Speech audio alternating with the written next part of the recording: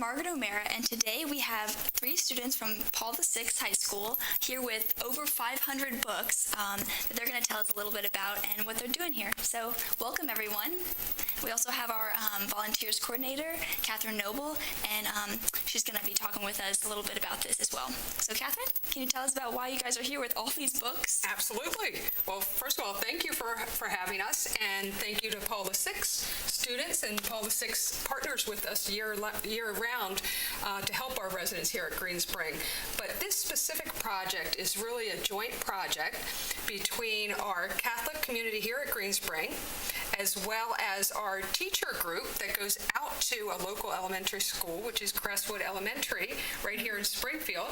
It's a Title I school. It is a school in need. So we volunteer there once a week.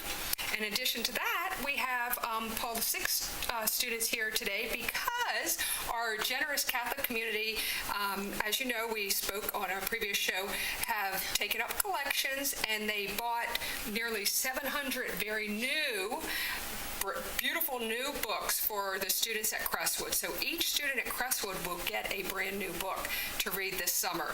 Those books are going to be given out on June 17th at their International Night. As we were planning this with the Catholic community, we thought, this is great. We have all these books, and Crestwood was so excited. And we thought, well, wait a minute. This is a family event at the school. So most likely, these families will bring some preschool kids, and we don't have any books for them. So Paul VI has been very supportive of Greenspring. So I reached out to their, Joyce Krolicky is their youth ministry coordinator, reached out to her here at the end of the school year when the students have tests and proms and all these very important things, and just said, is there any way that some students with great leadership skills might take on this task of getting some nicely used books for the students? Immediately, we have 3 people that said, yes, I'll take that on. So I would like to turn it over to them and introduce the students here and let them explain how they took this project on and how in the world did they get all these beautiful books in such a short period of time. So I'm going to turn the mic over and introduce our students here. We have Aaron, Noah, and Margaret. Hi, as Ms. Noble said, I'm Erin, and my friend Margaret and she approached me one day at lunch and said, do you want to go help out Mrs. Krolicky with this book collection for a retirement community? They're going to give it to some kids in need. And I said, well, of course, because that's very important for kids to develop a love of reading at a young age, and I just wanted to help be a part of that in a small way. Hi, I'm Noah, and unlike Aaron and Margaret, I approached Mrs. Krolicky looking for leadership opportunities because I really love giving back to the community. So she recommended emailing Margaret and asking about the book collection, so I tagged along and helped them with the process, helped sort it through all the books, and then I'm here. Hi, I'm Margaret. So one day I was just reading through the announcements at PVI, and I saw that there was a message from Mrs. Krolicky saying that if there's anyone who wants to help out with a leadership opportunity, then she had a little job for us. And so I talked to Aaron, and I said, hey, you're my best friend, let's go do this together. This would be fun. And we had no idea what it was going to be, but Mrs. Krolicky told us it was a book collection for elementary school students who are from underprivileged families who need books. And I'm like, yeah, that's great. I love literature. It's a huge part of my life. And so we took on this job, we made some flyers, and we got a ton of books, and then we had Noah join us, which was a blessing. So, yes. Yes, so could you tell us a little bit more about where did you find all these books? Because this is clearly more than you found on your shelf at home. So what kind of was your process to go into the community and take on that leadership? So we had these little flyers that we gave. We originally started out with only 12 of them. We gave them to our theology teachers. They posted them in their classrooms, and I wasn't expecting much. And they had a little announcement, just very brief, in in the morning announcements.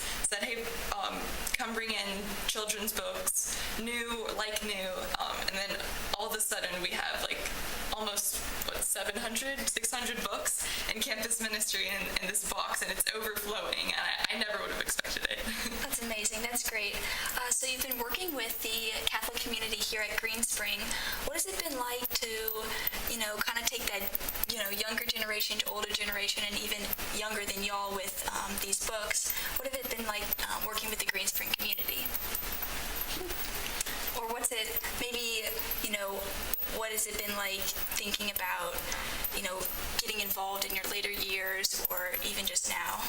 Well, I remember growing up as a child, reading was a huge part of my life, and I feel that early childhood education really benefits me now. So I love, working with people who also benefited from early childhood education to, give back to children that may not have the same opportunity that we did. And I feel like we really accomplished that with this. That's great. Do you hope that this might be something that you do in the future, continuing on with this year's holding this leadership? Yeah, definitely. I would like that a lot. At PVI, they instill in us just a love of service. And you really, from the moment you walk in freshman year, you just continue to grow in that throughout your 4 years there. And I've never seen somebody not being willing to help out somebody else. And I think that that's important, especially in between generations. Like, you always have to give back. And so, yeah, I'd love to do this again. I think what's great, too, is before the show began here today, we had our members of our Catholic community that have spearheaded this project come down and meet and greet these students. And I think it shows and tells a lot about our community here at Greenspring that they're always great leaders. They're willing to give, but they're also willing to give, specifically of their time to come and meet these students and to show them, lead by example, to show them that giving really is a lifelong project. And, what you're saying about Paul VI and what you're learning there, is certainly something that the Catholic community supports. And we are really appreciative of you being here and giving so much to the community at large and to support our project here. So you said Greenspring residents get involved. What can someone who's watching now, if they want to get involved, what can they do? Sure. So we have a year-long program that we go to Crestwood and we help in the classrooms. We mentor. We help make copies. So that program, obviously school is ending, so we will start again in September. So that's always an avenue, if you're interested in helping out at the school, to reach out to me, and I'll give you more information on that. And one of the questions you had asked earlier about Paul VI, are you thinking about maybe doing this next year? And I hope certainly that the students will do that. And in addition, we have another leadership group from Paul VI that will be planning certain events for really Garden Ridge specifically. And we're going to be also relying on our independent living residents to help support some of those things. So I'm hoping some of these students here might be interested in some of the future events that are coming down as well. As we continue to grow that partnership between Paul VI and between Greenspring, I just think it's a valuable partnership. So if I can ask, I wondered what grade all of you are in, because this is great leadership to show. We're all sophomores. We're in the 10th grade. So we have them for a couple more years that we have to keep this up. Good. And one of you, I think it was you, Erin, that your loved one lives at Riderwood, which is our sister home? Yes, my grandfather, he had Alzheimer's, and one of his caregivers came from RG over there, Renaissance Garden, and she was just really a blessing to my family, and I hope maybe she's seeing this somehow, I don't know, but I just wanted to thank her. Great. What kind of leadership tasks do you take on at Paul VI? Well, I'm actually involved in a lot of leadership positions besides community service. I'm president of Mall UN, Young Politicians, and Mock Trial. So I'm definitely involved at the school in extracurricular activities as well as community service. Wonderful. Yeah, so I'm a member of the Student Government Executive Board, and besides just being a leader for school spirit and stuff, there's a lot of just being an example of the faith and of doing service and this kind of thing. Even though I'm still a sophomore, so I'm one of the youngest people in my school, but just setting that example to the freshmen and even trying for the juniors and seniors, that's what leadership is all about. Just like, especially in a Catholic school, doing service like this, like what better form of leadership can you show? Yeah, this is great initiative that you have started and gotten to be a part of. So you mentioned that there's going to be an international night. Will you guys be there as well? So International Night is June 17th. It's a Friday, and I'm sure these students don't have anything to do on a Friday night, but it is at Crestwood School. Many of our independent living resident volunteers will be there to give out these books.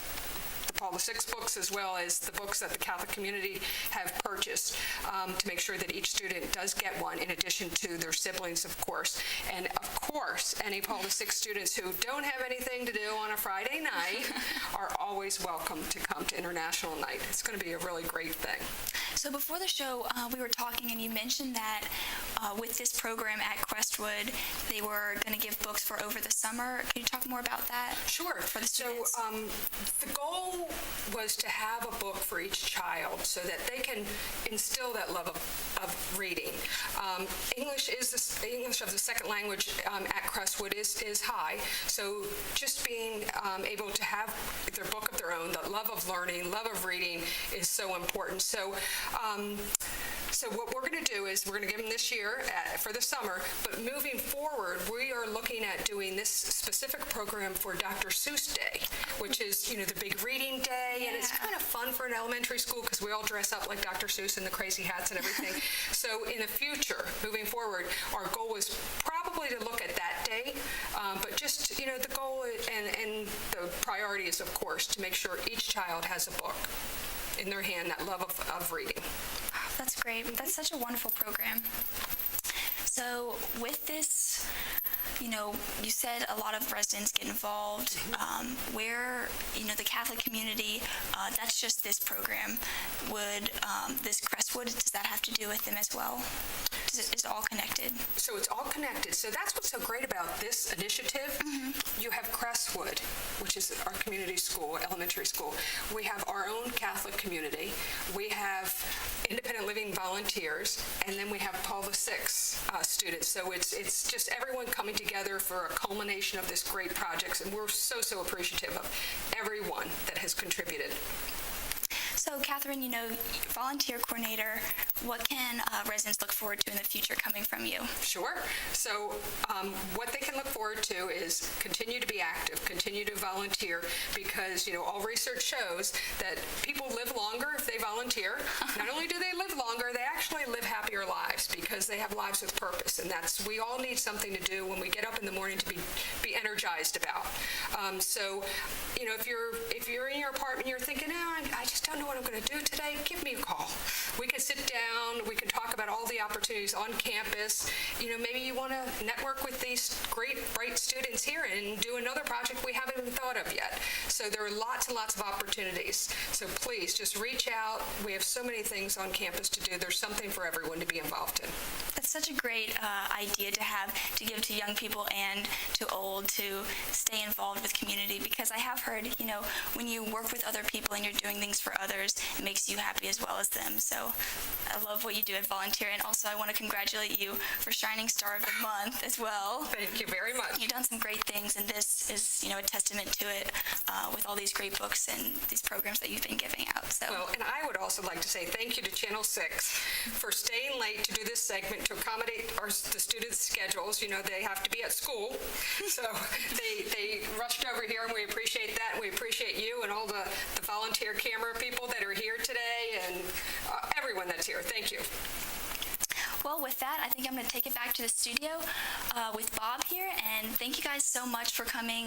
This is such a great program that you've had, and we're so proud of you for collecting all these books, over 700 you said, so I'm sure the rest of the residents are very proud of you too. So thank you so much, and back to the studio.